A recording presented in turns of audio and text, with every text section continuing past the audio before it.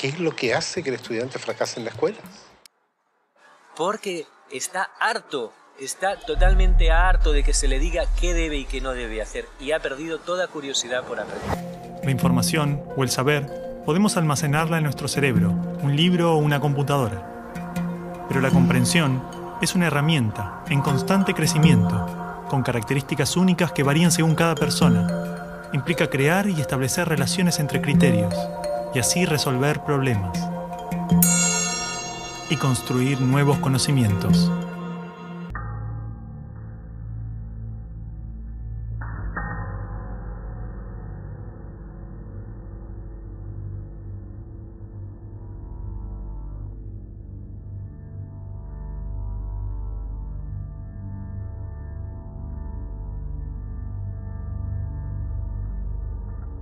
Se estimula mucho a los chicos a competir entre ellos. Los mejores alumnos tienen reconocimientos, tienen premios. Aquellos niños que no les van bien en los exámenes, se les llama la atención. En muchos casos ni siquiera son tenidos en cuenta. Todo el mundo habla de paz, pero nadie educa para la paz. La gente educa para la competencia y la competencia es el principio de cualquier guerra. En teoría, todas las leyes de educación nos hablan de objetivos de desarrollo humano profundos, valores humanos, cooperación, comunidad, solidaridad, igualdad, libertad, paz, felicidad, y se llenan de palabras hermosas. La realidad es que la estructura básica del sistema promueve justamente los valores opuestos. La competencia, el individualismo, la discriminación, el condicionamiento, la violencia emocional, el materialismo. Cualquier idea que se promueve desde el discurso es incoherente con lo que la estructura sostiene. Sé que usted nunca sabe nada.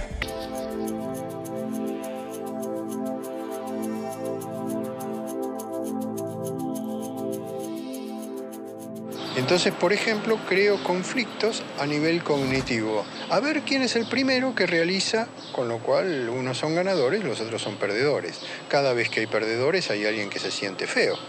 Era obvio. La escuela nace en un mundo positivista regido por una economía industrial. Por lo tanto, busca obtener los mayores resultados observables con el menor esfuerzo e inversión posible, aplicando fórmulas científicas y leyes generales.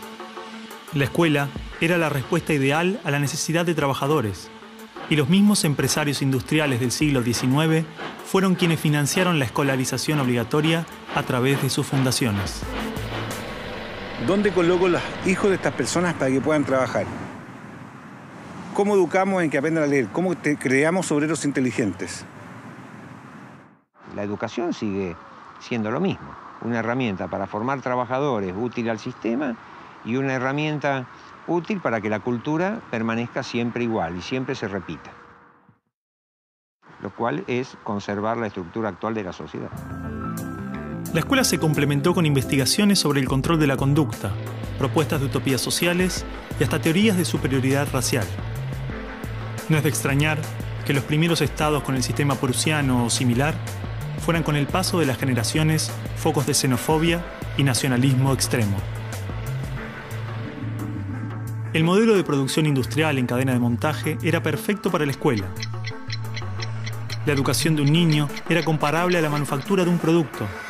Por lo tanto, requería una serie de pasos determinados en un orden específico, separando a los niños por generaciones en grados escolares.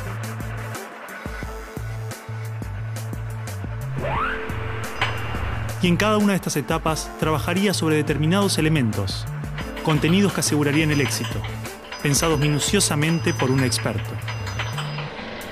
Digamos que el maestro es la figura que es la encargada de enseñar una serie de contenidos que tocan, porque alguien ha determinado así, en una edad determinada. Pero la educación no la preparan los biólogos. Y curiosamente muchas veces tampoco son educadores los que la preparan. Son administrativos. Son gente que no hace clases. En esta cadena, una persona estaría a cargo de una pequeña parte del proceso, insuficiente como para conocer el mecanismo en su totalidad, ni a las personas en profundidad. Un docente por año, por materia, cada 30 o 40 alumnos. llegando al punto de que el proceso termine siendo meramente mecánico. Esto lo tiene que saber así como está, porque es así. Ustedes son los niños a callar y obedecer. ¡Silencio! ¡Calle! Estuve en un tablero dictando clases en pleno siglo XXI. Eso no tiene sentido. Es una materia estática, una materia que no tiene movimiento, una materia que dice solamente palabras. Yo soy el adulto, yo soy el que les va a dar a ustedes este. No buscan, por así decir, otro desarrollo que el desarrollo curricular. Porque solamente focaliza el trabajo en algunas capacidades, en algunas áreas.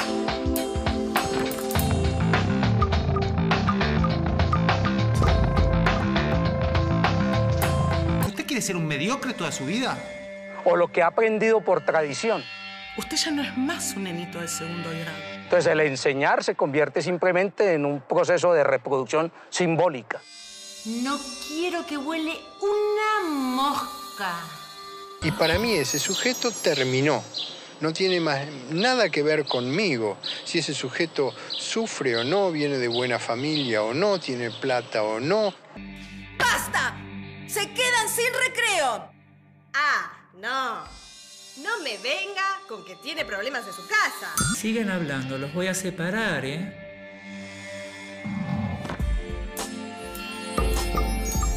En las escuelas todos tienen que querer hacer lo mismo y hacerlo igualmente bien. Entonces la escuela tiene poca capacidad de responder a las necesidades individuales, porque la escuela instruye. Es un centro de instrucción y es lo que hace. El que no aprende, se queda. Esa es la realidad.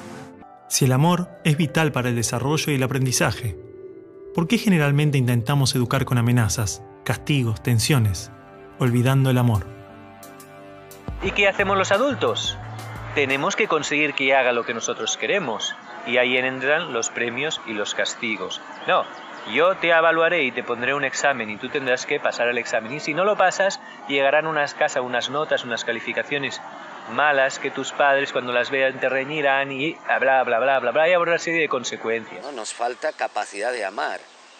Entonces, normalmente amamos de un modo estrecho. O sea, yo te amo si coincides conmigo, si no, no te amo. Este es nuestro modo normalmente de amar. Cuando la persona no se siente amada o tiene conflicto en esto, crea una representación de sí mismo. Va contando algo de él que no es él. Entre más intenso el dolor, más lejos la representación de la persona real. Si me obligan a hacer toda una serie de cosas con las cuales yo no estoy para nada interesado, aunque se me intente motivar extrínsecamente a través de premios, castigos, notas o caramelos, mi necesidad puede ser otra. Pero esta necesidad yo no la puedo atender porque se me está obligando a hacer otra cosa. Con lo cual yo voy perdiendo cada vez la conexión con mis propios recursos, con mi propia fuerza vital. Los premios y castigos operan manipulando las necesidades básicas. Cuando no recibimos amor o protección, hacemos lo posible para obtenerlos, generando mecanismos de conducta y comportamientos que nos permiten sobrevivir. Nos condicionamos. Ese niño no estudia para aprender, no trabaja por placer, ni para realizarse. Lo hace porque si no pierde la seguridad, el amor, siente que muere. Todo su accionar pasa a estar controlado por el miedo. De alguna forma lo que se hace en la escuela actual, estoy generalizando, es sembrar ese miedo.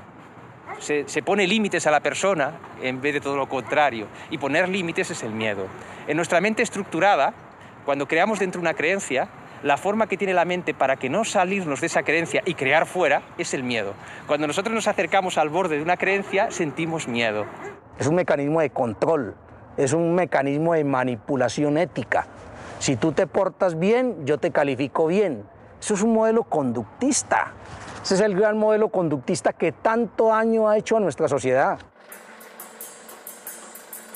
El Manifiesto Conductista de 1913 promovía una psicología cuyo objetivo era la predicción y el control de la conducta.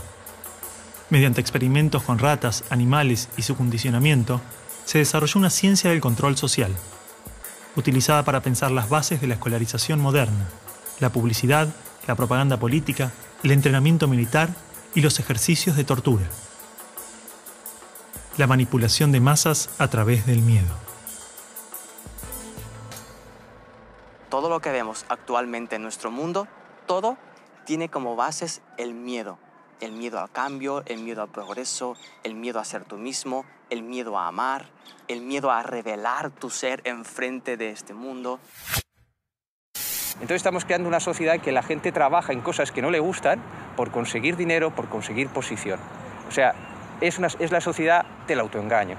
Tengo un diploma de, tengo un título de, Y el tener es lo que nos separa realmente de nuestra identidad, es lo que nos vuelve a llevar al miedo. Tengo que aparentar que soy.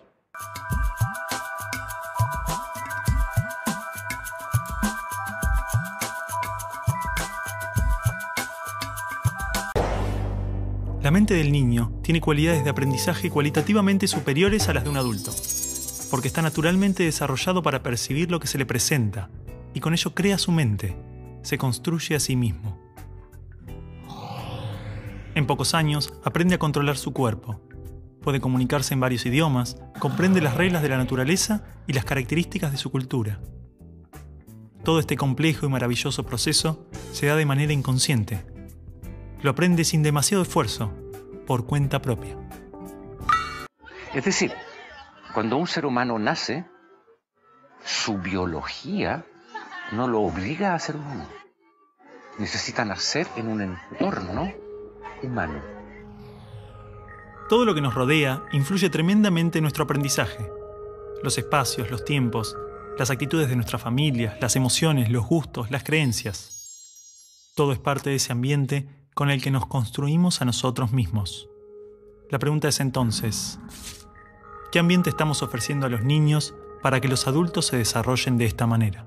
Porque un niño entra es a un medio dogmático, siéntese acá, quédese 6 o 7 horas sentado. Estudios indican que actualmente a la edad de 5 años, el 98% de los niños podría ser considerado genio. Son curiosos, creativos y tienen la habilidad de pensar de formas diversas, resolver problemas, es decir, tienen la mente abierta. El problema es que 15 años más tarde, solo el 10% de esos niños mantiene estas capacidades. Repitan, a ver. Actinio, AC, 3, mental. Actinio, AC, 3, mental. A ver. Cuando yo repito, algo que me dicen que tengo que repetir, simplemente me transformo en un repetidor. Ácido desoxirribonucleico. Ácido desoxirribonucleico. Ácido desoxirribonucleico. Comprenda o no comprenda, no interesa, porque lo que importa es que yo diga de la misma manera lo que está dicho. Ribonucleico. Ácido desoxirribonucleico. Ácido desoxirribonucleico. Nosotros creemos que las notas son totalmente subjetivas e imperfectas. Primero porque no hay un docente que evalúe igual a otro. Ante cada trabajo es el niño el que tendría que evaluar cómo se siente con ese trabajo. El aprendizaje profundo solo puede estar fundado en el interés, la voluntad, la curiosidad, y se origina más allá de las fronteras de la razón. Es mucho más que analizar o relacionar conceptos. Aprender implica un profundo proceso, donde se crean relaciones entre la persona y su entorno. Porque es que hay un principio también que maneja la neurociencia. Lo que más le gusta al cerebro humano es conocer, pero cuando conoce con dicha, gozo y placer, que es el aspecto de la lúdica. Hemos partido del cerebro emocional para ir al cerebro lógico. Y esa lógica es válida, es buena, es más compleja. Antiguamente el conocimiento solo podía encontrarse en bibliotecas o universidades. Tener acceso era vital para el aprendizaje.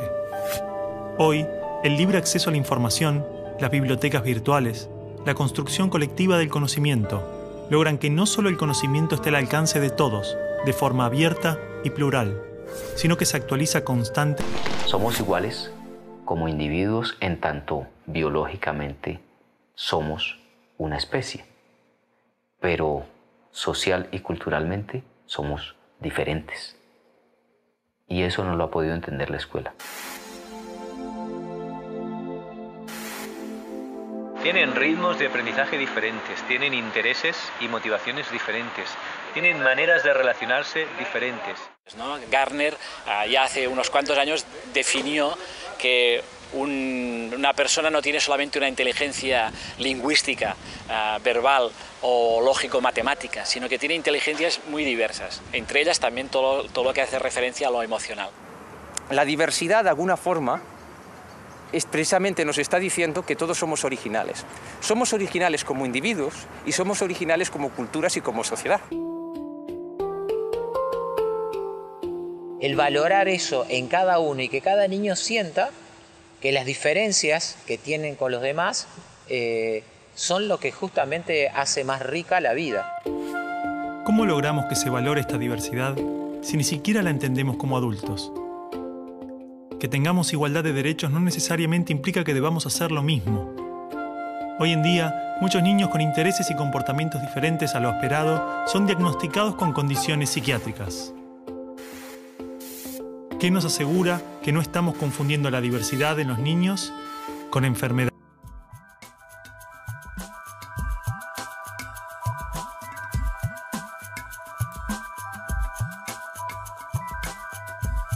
La vida está llena de opciones y hay que aprender a tomar opciones. Laura, vamos a hacer esto, vamos a hacer lo otro. Porque el docente en general está acostumbrado a ser el que dirige todo.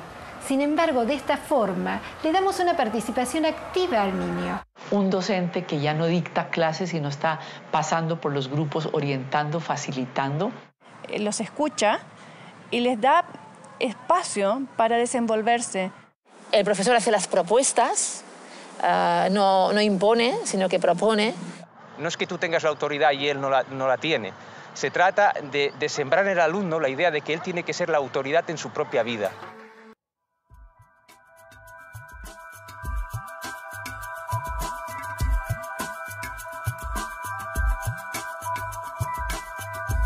Siempre hay temor que la libertad y la falta de un sentido autoritario, más que autoridad, genere indisciplina, ¿no? Lo que pasa es que disciplina las escuelas lo han tomado como comportarse como yo quiero que se comporte. En realidad la disciplina es el aprendizaje de la conducta. Quiere decir que una persona disciplinada es una persona que aprendió a manejar su conducta. Pero no externamente, sino que uno aprende a manejar su conducta. Podemos distinguir tres tipos de disciplina. Una disciplina autoritaria, normalmente con reglas establecidas por una autoridad que controla. Una disciplina funcional, donde las reglas derivan de experiencias reales, son modificadas y establecidas en grupo.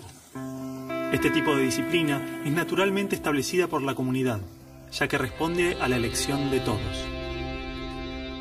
Y finalmente, una autodisciplina, donde cada persona es consciente de que construye su propia conducta. Ellos van aprendiendo el respeto de una manera viva y fácil. Cosa que si están todos sentados en sillas haciendo lo que les manda el adulto, ahí no hay aprendizaje de límites ni de respeto hacia el otro, simplemente hay obediencia. Básicamente, si tú les das a los niños que el límite es respetar a los demás, dejar trabajar, permitir trabajar, ellos entienden perfectamente que un comportamiento que impida el trabajo debe ser, esto no lo puedes hacer. Es decir, no hay que explicar nada en materia de convivencia. Vos no podés trabajar si el grupo de al lado está haciendo demasiado ruido. Y viceversa. Y el tema está en que el niño empiece a hacerse cargo de las consecuencias que él mismo produce. Aquel ser que puede dominarse, que puede pensar, que puede reflexionar, realmente no necesita de un límite externo para poder conseguir lo que quiere. No podemos pretender que un joven pueda tomar decisiones conscientes sobre su vida, su entorno o su país si siempre decidimos por él cómo debe ir vestido a la escuela, qué debe aprender o qué hacer en su vida. Estos jóvenes tendrán que tomar decisiones en una sociedad donde las reglas van transformándose según las nuevas necesidades, opiniones y formas de entender la realidad. De la misma forma, podría suceder en la escuela, donde las reglas serían funcionales al aprendizaje, necesidades y opiniones de los niños. Para lograr esto, es clave replantearnos las estructuras de poder en la escuela. Que no debe haber estructuras de poder, que tiene que haber una autoridad funcional, administrativa, funcional, organizativa, pero no de poder. Cuando te atreves a cuestionar esa autoridad que viene de hecho, te puedes convertir en un mejor director de un proceso. A veces les pedimos la opinión y en definitiva cabe preguntarse si vamos a tomar en cuenta esa opinión o no. Yo diría ver juntos. Tenemos una cuestión y decimos, bueno, vamos a verla juntos. ¿Y cuál es tu idea? No, vamos a ver juntos. No abordemos esto con mi idea, tu idea, ¿no? En la naturaleza lo que existe es la cooperación. Los organismos que cooperan con los otros son los que más sobreviven. Los organismos que creen que pueden vivir independientemente no sobreviven. Hace pocas décadas surgió una corriente crítica hacia la escolarización. Educadores, pedagogos, sociólogos reivindicaban la educación fuera de las instituciones, en el ámbito familiar y social. De estas críticas surgen las prácticas de la educación en casa, educación sin escuela, y con el paso del tiempo comenzaron a pensarse formas de autoeducación, redes de formación autodidacta y educación entre pares. Tratamos que aprendan en la vida cotidiana, viajan con nosotros, van a diversas actividades con nosotros, de esas que se llaman laborales, donde muchas veces están, o la mayoría de veces están excluidos los niños y las niñas. Y unas ganancias que son bastante potentes en términos de autodescubrimiento, de reconquista de la autonomía, de seguridad personal. Yo lo veo mucho más seguro de lo que quiere, que explora mucho más, que estudia porque le gusta aprender. Y consideramos que el tipo de educación sin escuela que nosotros hacemos es un tipo de educación que podríamos denominar de autoaprendizaje colaborativo o de aprendizaje autodirigido o de aprendizaje libre. Desde luego, hay tantas formas de educación en casa o educación sin escuela como familias que la practican. Desde experiencias realizadas por educadores y académicos hasta familias con creencias religiosas y pueblos con culturas marginales. Estas experiencias enriquecen la diversidad educativa y las formas de entender el aprendizaje. Pero para eso es necesario que todas ellas puedan existir, sean libres. Yo creo que no hay que obligar, la libertad no se puede obligar, pero sí se pueden abrir espacios para ella, de tal manera que sean legítimos. Y si la mitad de una nación quiere la educación estatal, bien, que la tenga. Pero si la otra mitad quiere, no sé, 30 pedagogías distintas, que sea. Un nuevo paradigma educativo debería ser escenarios donde cada uno pudiera experimentar y descubrir las cosas que les gustan y luego desarrollarlas. De ahí mi propuesta, que lo que tenemos que hacer es desescolarizar la escuela, vale decir, quitarle a la escuela todo lo que tiene de escolar. Esto significa que le tenemos que quitar a la escuela todo lo que impide que los estudiantes aprendan. No necesariamente tiene que estar en escuelas.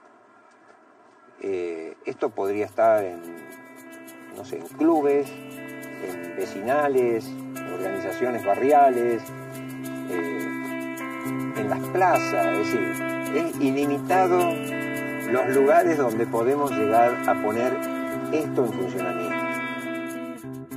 Una educación verdaderamente democrática confía en que los niños decidan sobre su aprendizaje, en que los padres sean libres de decidir y participar en la educación de sus hijos, y en que los maestros elijan qué camino desean tomar en cada aula, en cada escuela. Solo de esa manera nos aseguramos que la educación responda directamente a las necesidades de cada persona, familia y comunidad. De esta manera, no hay una receta perfecta, un método para todos, sino tantas propuestas como experiencias libres y autónomas existan. A mí, como profesor, mucha gente me pregunta, amigos, amigas, ¿cuál es la mejor escuela? ¿Cuál es el mejor modelo? Y yo simplemente les digo, mire, donde hay amor, hay respeto. Y donde hay respeto, hay la posibilidad de crear, porque hay diálogo. Entonces, una institución donde se pueda realmente amar al otro. Y amar quiere decir aceptarlo en su diferencia. Donde hay amor, hay respeto. Muchas de estas propuestas pedagógicas iniciaron allí y desde allí construyeron una discursividad muy coherente. Pero a mi modo de ver cometieron el error que es muy común en nosotros los seres humanos. Creyeron que habían encontrado la verdad. Lo importante no es inventar otras pedagogías y otra y otra y otra, sino adecuar la pedagogía al momento cultural, a ese grupo de niños, a ese grupo de docentes, y entonces vamos a gozar la pedagogía. Tiene que seguir sus instintos y no quedarse en lo que se ha venido haciendo, simplemente por no romper la inercia.